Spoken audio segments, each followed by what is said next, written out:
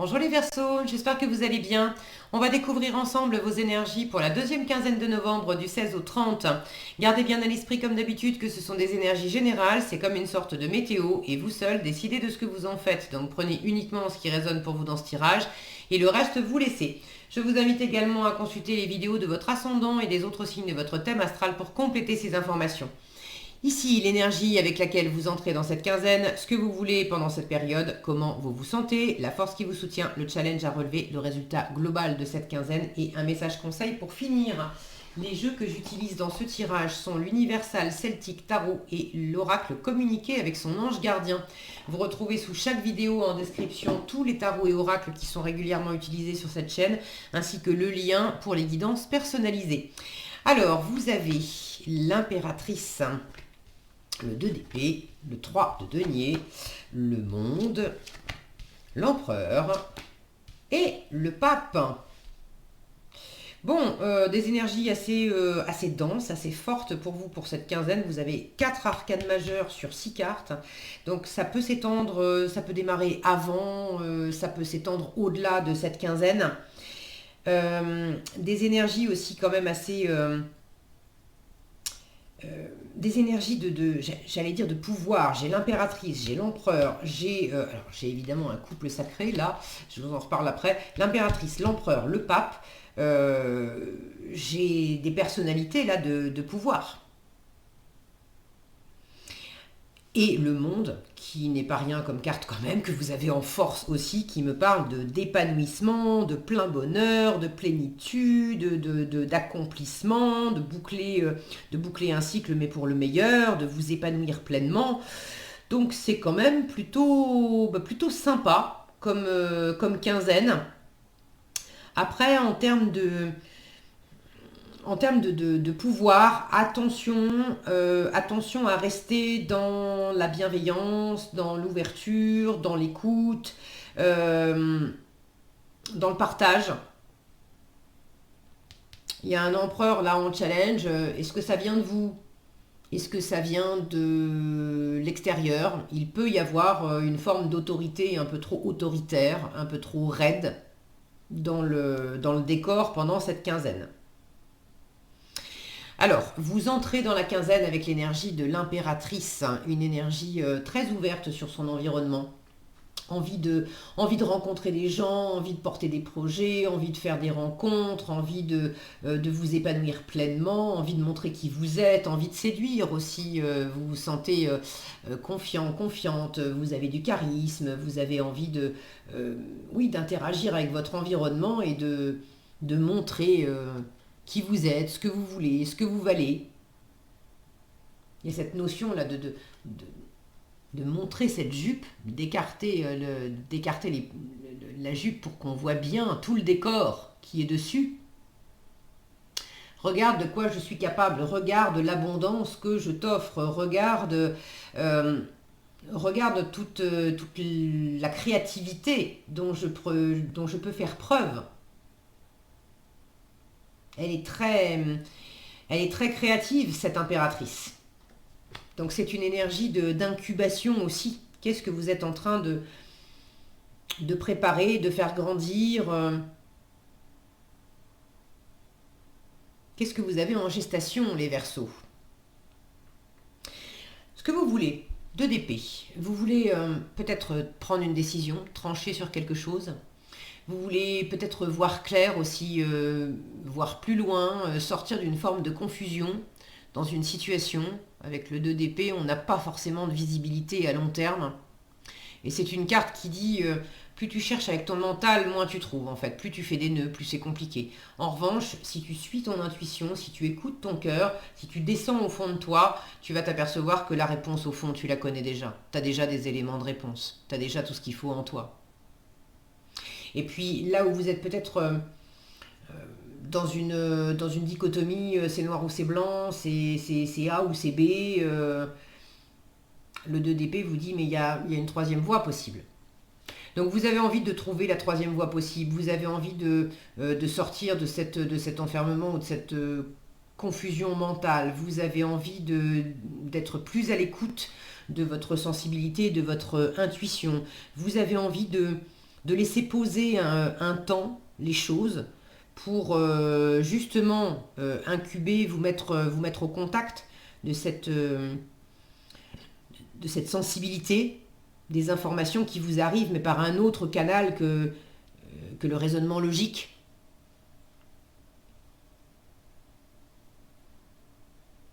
Vous voulez peut-être sortir d'un entre-deux où vous dansez d'un pied sur l'autre sans trop savoir, j'y vais pas, je m'engage pas. Je parle d'engagement parce que je peux avoir de l'engagement avec le pape, avec l'empereur aussi d'ailleurs, mais vous l'avez en challenge. Donc, si engagement il y a, c'est d'abord, c'est surtout de ne pas forcer les choses. Si engagement il y a, ça va se faire tout seul. Ça va se faire ou ne pas se faire, mais dans les deux cas, tout sera bien. Le pape, la présence du pape vous dit t'inquiète pas, tout va bien se passer. Peu importe comment ça tourne, tout va bien se passer. Le monde en force vous dit également ça va bien se passer. Il y a un cycle là, il y a quelque chose. Vous voyez ce cercle, on retrouve ici un cercle. Ça, c'est votre état d'esprit, 3 de denier. Votre état d'esprit, il est au partage, il est à la co-création, il est au faire ensemble. Vous avez envie d'un travail d'équipe, vous avez envie de voir grand, vous avez envie de créer quelque chose, et pas tout seul. Là, on a un seul personnage, mais le 3 de denier, c'est quand même une carte où on fait ensemble. On est dans l'entraide mutuelle, chacun apporte ses différences, ses ressources, ses différentes expériences, des ressources matérielles ou autres. Mais il y a l'idée qu'ensemble, on va aller plus loin. Ça va être plus riche de partager. Donc vous avez déjà cette ouverture avec l'impératrice. Vous avez envie de partager, vous avez envie de construire, vous avez envie de faire ensemble. Pour certains, c'est au sein d'un couple. Alors le fait d'avoir cet empereur en challenge, lequel des deux n'est pas prêt? Lequel des deux freine pour faire ensemble? Est-ce qu'il y en a un des deux qui... vous avez un projet, mais dans le faire ensemble, il y en a un des deux qui veut mener la danse, en fait, qui veut avoir le dernier mot, qui veut... L'empereur, c'est quand même cette autorité. L'empereur arrive après l'impératrice, donc quelque part, c'est l'autorité qui a le dernier mot. Alors, est-ce que vous l'avez en challenge parce que vous avez du mal à asseoir votre autorité, à avoir confiance? Quand je dis asseoir votre autorité, c'est pas imposer, c'est pas forcer les choses. Ça, c'est important. En challenge, le fait d'essayer de forcer, que ça vienne de vous, que ça vienne de l'environnement, c'est pas bon. En revanche, alors, quand je dis c'est pas bon, c'est pas une question de bon ou de mauvais, c'est-à-dire que ça va être désagréable à vivre. Voilà. Ça sera moins fluide et moins porteur. En revanche, être dans cet espace où, là encore, on a un chef, c'est plus un chef spirituel, le hiérophante, le pape, mais on a un chef, d'être dans une écoute bienveillante, dans un espace où là, il est en train de cueillir du gui, c'est quand même symbole de chance, aussi. Et puis on a ces habits blancs, là, on a une forme de pureté. C'est la spiritualité, c'est la transmission. Alors que ça vienne de vous ou que ça vienne de l'environnement, soit il y a un manque de confiance et quelque part d'assises pour tracer une direction, pour faire ensemble, pour créer quelque chose, pour s'engager ensemble.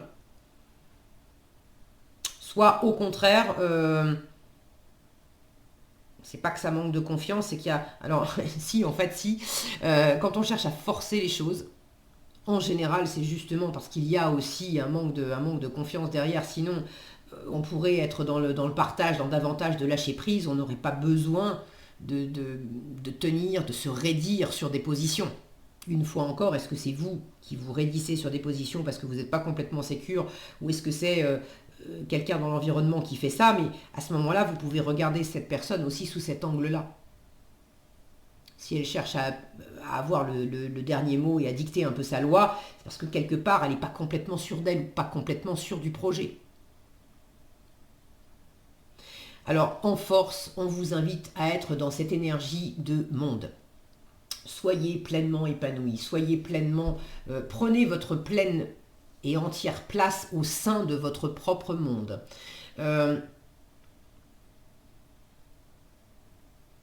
Acceptez qu'il puisse y avoir du renouveau aussi dans une situation. Le monde, c'est quand même une fin de cycle. Avec le 21, on a terminé tout le voyage initiatique des arcanes majeures du tarot et on revient, après le 21, on revient au zéro et on va repartir 1, 2, 3. Donc, accepter de boucler un cycle, là où l'empereur peut être très conservateur et refuser de boucler un cycle, refuser de laisser partir quelque chose pour faire ensemble. C'est sûr que quand on se met en couple, par exemple, quand on décide de vivre ensemble ou de passer ses premières vacances ensemble, il est certain qu'on ne va pas fonctionner de la même façon. Puis là, je parle de couple, mais ça peut très bien être un partenariat professionnel, c'est la même chose. Entre l'habitude qu'on avait de faire les choses seul et puis tout à coup le fait de faire à deux ou à trois ou à quatre, bon, ça change la donne. Donc ça veut dire accepter de laisser partir, au moins pour la quinzaine, pour là maintenant, de laisser partir l'ancienne façon de faire et de pouvoir accueillir quelque chose de nouveau qu'on va partager ensemble. Or, l'empereur conservateur, lui, il ne voit pas la nécessité de réinventer la roue et il est plutôt dans une posture qui dit non, non, non, mais pourquoi tu veux changer des trucs? L'empereur qui s'ouvre au partenariat, c'est ok, je veux bien qu'on fasse ensemble, mais moi j'ai toujours eu l'habitude de faire comme ça, comme ça, comme ça. Alors on va juste continuer de faire comme je faisais avant, sauf qu'au lieu que je le fasse seul, on va le faire à plusieurs. Et non, c'est moins. Disons que c'est pas impossible, mais ça va être moins porteur, ça va être moins agréable. Et là, on vous invite à privilégier le plaisir. Hein. Il y a beaucoup de plaisir dans le monde. Regardez ces rayons lumineux. Et puis on a ce rapace avec les ailes déployées. C'est vraiment le fait de savoir prendre de la hauteur. Il y a une forme de liberté chez les rapaces dans le symbolisme. Prendre de la hauteur, avoir du discernement, ils ont une vue très perçante. Et puis il y a le fait de se déployer et de voler librement dans le ciel. Donc là, il y a peut-être aussi une forme d'émancipation. Là aussi, hein, j'ai quelque chose qui vole dans le ciel. Une création qui s'élève. Vous avez envie de rêver et de construire quelque chose, là, et vous rêvez grand. Alors peut-être aussi avec l'empereur, attention à peut-être pas rêver trop grand, avoir les yeux plus gros que le ventre.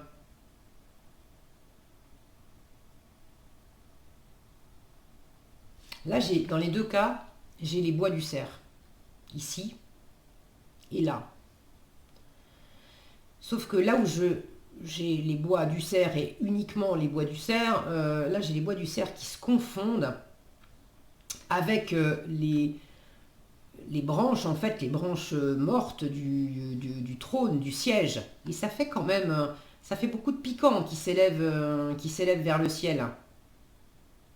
Et on peut confondre d'ailleurs la volonté propre, les bois qu'on porte sur sa tête, avec ses racines. Alors, c'est marrant parce que ce sont des branches, mais ça fait penser aussi à des racines.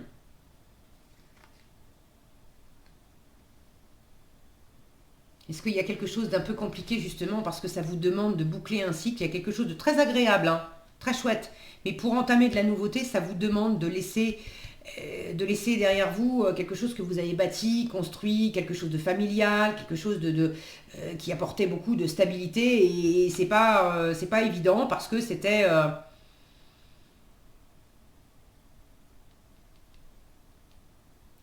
ça vous a apporté beaucoup de richesse, beaucoup de confort, beaucoup de stabilité.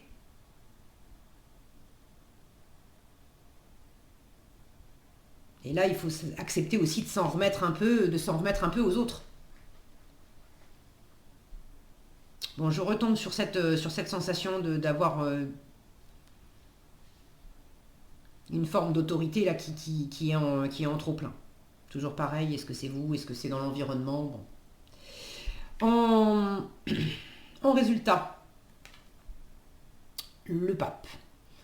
En résultat, quelque chose de bienveillant, peut-être de la transmission aussi. C'est un enseignant spirituel, alors ça peut être un enseignant tout court aussi. Peut-être quelqu'un dans votre entourage qui vous apporte, ça peut être vous, ça peut être quelqu'un d'autre, en tout cas beaucoup de sagesse, qui apporte, soit c'est quelqu'un de l'extérieur qui vous apporte beaucoup de bienveillance, de savoir, mais de savoir, c'est pas quelqu'un qui va vous dire quoi faire. C'est quelqu'un qui va être une forme de guide spirituel tout en vous laissant votre pleine et entière autonomie, vos propres responsabilités. C'est pas quelqu'un qui va vous dire, mal aspecté avec le côté empereur, ça pourrait devenir un gourou, un mentor où on remet son pouvoir aux autres. Attention à pas chercher à obtenir cet assentiment-là des autres ou à ne pas vous-même donner votre assentiment à une énergie comme ça. Puisque toi, tu sais, je vais m'en remettre à toi et c'est toi qui vas décider pour moi. Non. Mais quelque chose de très réconfortant. Là, j'ai une forme de don aussi, de cueillir ce gui et puis de le donner à cet enfant qui récolte ça religieusement, qui vient prêter assistance religieusement. Ces habits blancs m'indiquent une forme de pureté, de sagesse, comme si on allait calmer le jeu. Ce rouge là que j'ai, symbole de passion, le rouge qu'on a ici sur l'empereur, on calme ce côté actif, ce côté un peu bouillonnant, pour revenir à une énergie plus sage, plus posée, plus tranquille, plus sereine. Donc de l'écoute, de la bienveillance, possiblement de l'engagement, mais alors un engagement pour moi c'est pas le même, ou alors c'est un engagement, c'est comment on s'engage. Est-ce qu'on s'engage dans la sérénité, dans l'ouverture, dans la bienveillance, ou est-ce qu'on s'engage dans la contrainte en fait, en exerçant de la contrainte ou en recevant de la contrainte. Là j'ai plutôt un résultat détendu. Donc c'est plutôt agréable. Quoi d'autre? Là j'ai plus le spirituel et le terrestre. Donc le terrestre peut vous challenger un peu. Là où vous avez justement, vous êtes beaucoup dans le... On est dans les airs, là, on est dans les cieux. Restez dans cette confiance. Restez dans cette confiance que l'univers vous guide, que l'univers vous entoure, vous écoute, qu'il y a une forme de foi. Ayez foi en vous, ayez foi en l'univers, plutôt que d'essayer de maîtriser dans la matière. Ok ?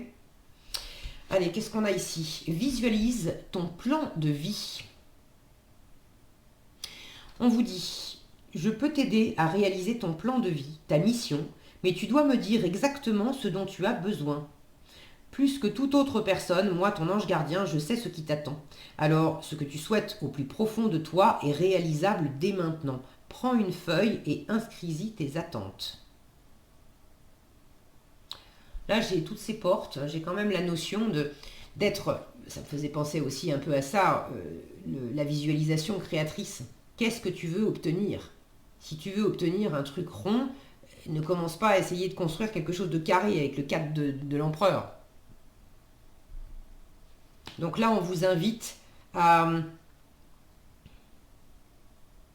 être plus précis sur ce que vous voulez vivre après. Et là, j'ai cette notion de franchir des portes. Donc, c'est aussi boucler un cycle. Une fois que j'ai franchi la porte, j'ai laissé quelque chose derrière moi et j'ai un nouveau paysage qui s'ouvre devant moi. Donc, qu'est-ce que vous voulez l'épanouissement, le plein épanouissement, vous le visualisez comment, en fait, avec ce monde? plutôt que de rester sur vos acquis, sur ce qui existe déjà, qu'est-ce que vous voulez vivre après? Voilà ce que j'avais pour vous, les Verseaux. J'espère que cette vidéo vous sera utile. Si elle vous a plu, je vous invite à la liker, la partager, la commenter. Et pour être averti quand je publie de nouvelles vidéos, il suffit de vous abonner et d'activer la cloche des notifications. Prenez bien soin de vous, passez une agréable quinzaine et je vous dis à bientôt dans un prochain tirage.